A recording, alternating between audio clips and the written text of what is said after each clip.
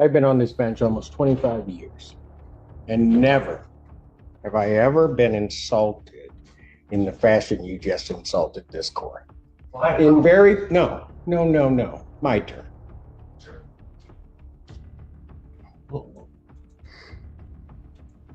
The very first case, when you say the first case I called today was upon receiving a notification about something that I had considered in a bond, was notified that that had been located.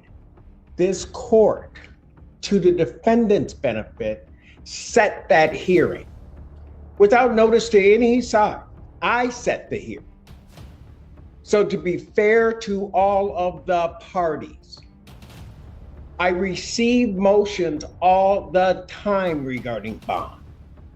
And this court just seeks to be fair, to have... Right away, you can tell this isn't an ordinary courtroom exchange.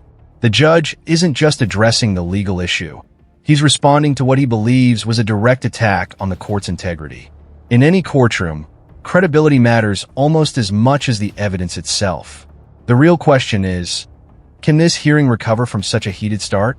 Have a hearing. Now, having said that, so maybe you can put that in a little perspective. I heard you that you said you just got the discovery, can't go through it. Well, I'm going to give you about another 18 hours to go through it, because I'm adjourning this hearing for two reasons. To allow you to go through the discovery, to give me a cogent argument as to why I should not grant what the people want. And secondly, because you have raised the ire of this court.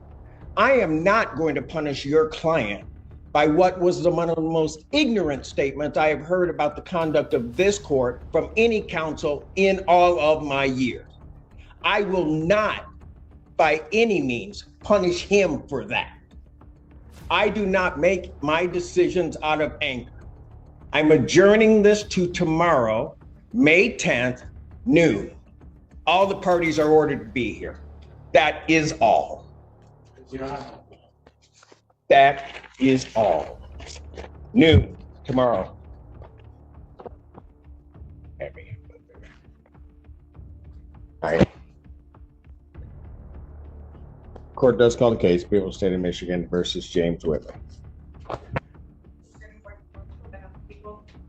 Your Honor, for the record, my name is Judge Simpson. Mr. Whitley, standing to the right. Sir, please state your name. James Simpson. This is a continuation of the hearing. Is there anything additional from the people? Nothing additional from the people. Anything additional from the defense? Nothing. Yes, Your Honor. One thing additional is that if the court finds that money bail is necessary, I believe that based on this case, an appropriate bail would be something like... Now the defense is shifting the focus toward bond conditions instead of guilt or innocence. Remember, a bond hearing isn't about deciding the final outcome of the case. It's about whether the defendant can safely remain free while waiting for trial.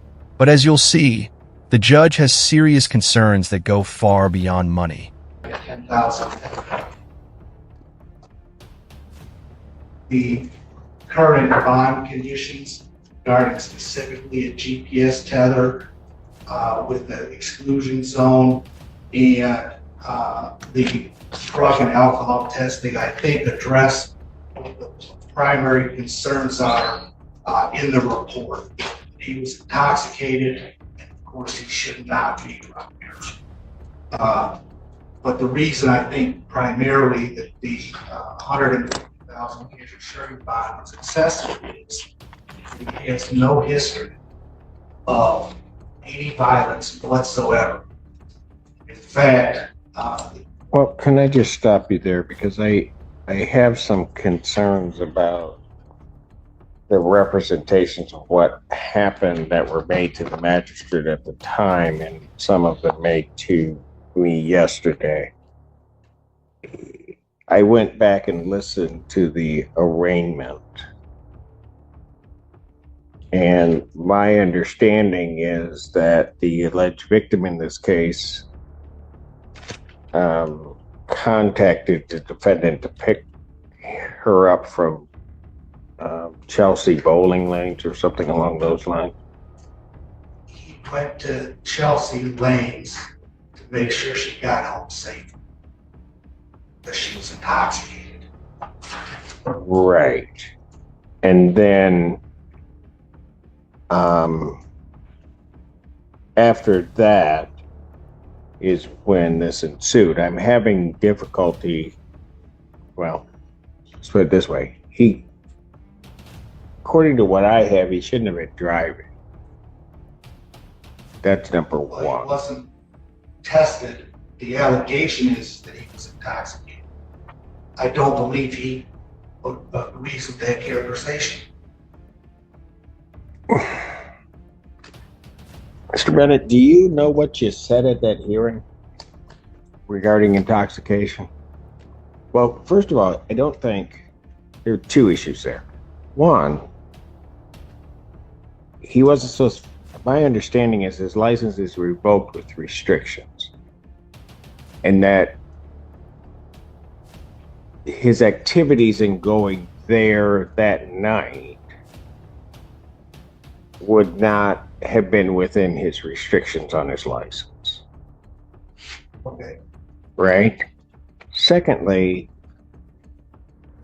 with regard to the incident, the indication is he was trying to get his keys to then drive again, which would have been outside of his restrictions on his license. And there was at least the indication when there was a talk of intoxication that the defendant at that time may have been intoxicated. I believe I said exactly that. He may have been intoxicated.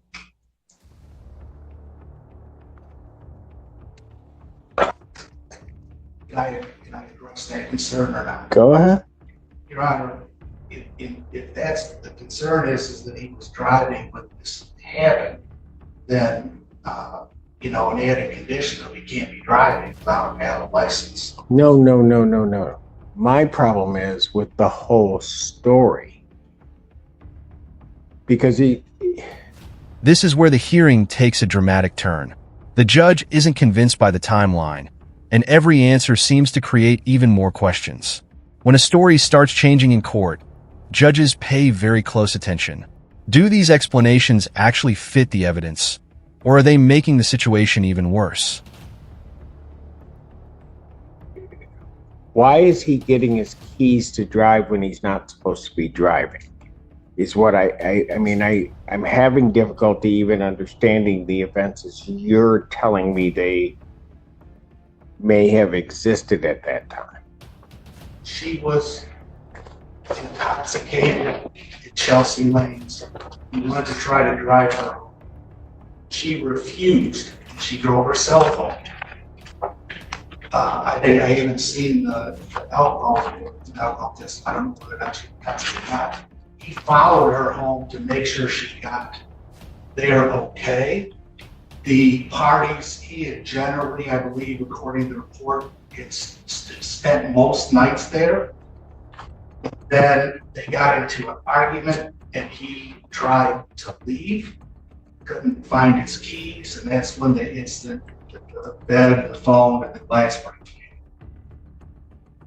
I think, in my opinion, those sort of discrepancies are only, I guess, the absolute truth, I guess, would be relevant to the bond, but they decrease the likelihood of conviction when you have the alleged victim saying that her statements weren't entirely accurate and wishing to recant, and him saying he was looking out for her. When the argument got loud, he had asked her to keep it down so her children wouldn't hear them arguing, because he was concerned about trauma they experienced from a prior abusive relationship. And telling her to calm down actually escalated the fight, and that's when the incident happened in the bedroom, which there's a disagreement about what that was. That, at the end of the day, resulted in the injuries that were sustained by the alleged victim to her wrists, our arms, and a head. I would clear up since you gave me the chance. There were actually, I believe the people said there were 3 CAT scans, there were 4, there were 3 X-rays. I was able to do what they provided. But I think that the key issue in this bond is somebody who is a close friend, the alleged victim, has known Mr. Whitley for 20 years and said he's not violent. This has never happened. So, regardless of whether or not there's a conviction for purposes of bond, he does not pose. Well, if I consider him a danger, yes. I mean, what I've got here is I've got somebody that shouldn't be driving, who may have been intoxicated, who would have driven on 2 occasions when he's not supposed to be driving, in violation of his restricted license, breaking the law. Then I have this confusion about the incident. I don't even know why she would have his keys if it now, as you're relating to me, that he drove and then followed her, which was not the indication that I got from listening to the arraignment. And then an altercation occurs that results in what I would consider significant injuries to the alleged victim. Listen carefully to the judge's reasoning here. He's weighing public safety, prior driving restrictions, possible intoxication, and the seriousness of the alleged injuries. Bond decisions are based on risk, and from the judge's perspective, those risks are beginning to stack up against the defendant. In this case, to the point of a level of medical care that was required regarding that person, which I think would have been significant.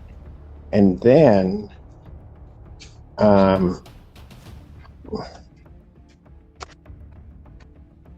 from that, does she have to keep moving?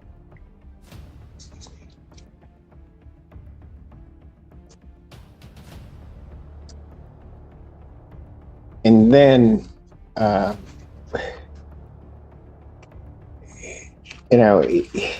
it creates in this court's mind a level of potential danger that this individual poses, potentially to the victim as well as to the community. It certainly raises that level because he's not this law-abiding person that you say he is, because he's obviously driving. I mean, he's got those previous convictions, which led to the revocation of his license, which led to the restriction, and he's violating that twice that night, at least.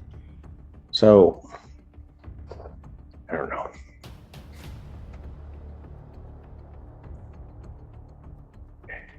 Sparoso, was there something else? No, you're right. Anything else, Mr. Bennett?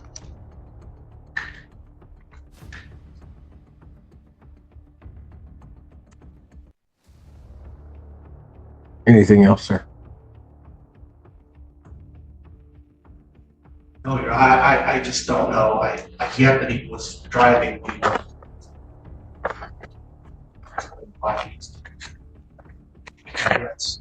It's violating his restriction. It doesn't warrant $180,000. I do think that some cash bond is appropriate. This one. I think it should be something that policy, especially in case that the left sentences probation. Understood. And what I am additionally indicating is that in listening to what was the representations at the arraignment regarding what transpired, listening to what transpired that day, hearing what is today, it's unclear to me that that's what actually happened. Because that's not what's been said on the defense side about how this whole thing comes about. I then end up with an individual that is severely injured where they're at the hospital getting the treatment that they're getting. There's some indication that that's her fault. Maybe. But then, and that the defendant is trying to get away. I just find that version of events, it may indeed be true, but I find it, at least at this point, to be sort of remarkable that that would be it. The court, go ahead. What were you going to say? I was just going to say, I think it's my testimony. Oh, I'm sure it certainly will, but I don't have that at this. Normally, when you're in a bond hearing, I have to assess it based upon what I see, and I. Now the judge is openly questioning an earlier bond decision, calling it a possible abuse of discretion. That's a rare and powerful statement inside a courtroom. At this point, it's clear this hearing is no longer just about bond. It's become a debate over judgment, credibility, and the court's responsibility to protect the public.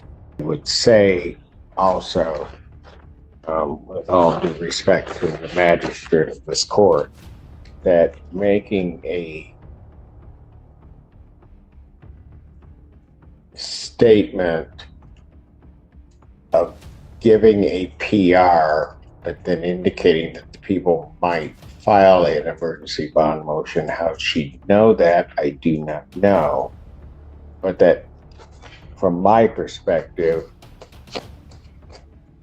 leads the court to believe that it was in part of the court's funding, but also as a result of what the court is looking at in this case, would find that her decision to issue a PR bond was indeed an abuse of discretion in issuing that bond.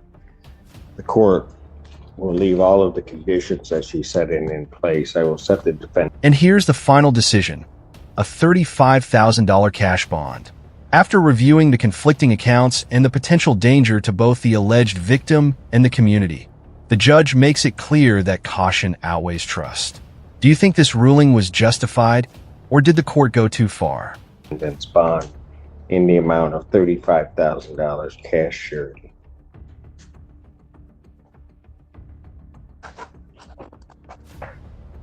Defendant remanded.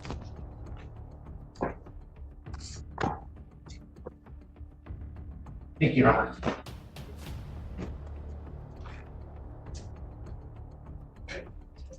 The one. All right. Court stands in recess. Thank you. All rise.